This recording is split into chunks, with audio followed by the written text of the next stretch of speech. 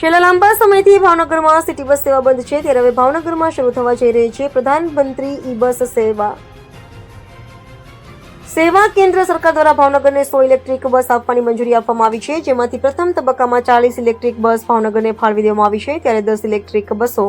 ભાવનગર ખાતે આવી પહોંચી હતી. ટોપ 3 સર્કલ નજીક બનાવવામાં આવેલા ઇલેક્ટ્રિક બસ ડેપો ખાતે આધુનિક સુવિધાવાળી 10 બસ આવી પહોંચતા મહાનગરપાલિકાના મેયર ભરત બારડ અને સ્ટેન્ડિંગ ચેરમેન રાજુ રાબડીએ મુલાકાત લીધી હતી.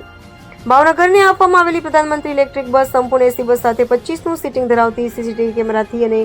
વિકલાંગ તેમજ વરિષ્ઠ નાગરિકો માટે અલગ બેઠક વ્યવસ્થાવાળી આ બસ આગામી સમયમાં ભાવનગરમાં દોડતી થશે.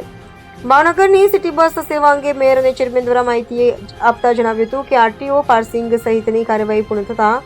નવા વર્ષમાં ભાવનગરના વિવિધ રૂટ પર 28 કિલોમીટરની ફેરીમાં પ્રધાનમંત્રી ઇલેક્ટ્રિક બસ દોડાવવામાં આવશે, જેનાથી ભાવનગર શહેરના નાગરિકોને પરિવહન માટે સફળતા અને સુવિધા સફળ સેવા મળી રહેશે, જેનું લોકાર્પણ જાન્યુઆરી માસમાં આરટીઓ સહિતની કામગીરી પૂર્ણ થયા બાદ કરવામાં આવશે. કેમેરામેન નિલોફર સાથે રિપોર્ટર ફિરોઝ મલ્લેક, ભાવનગર.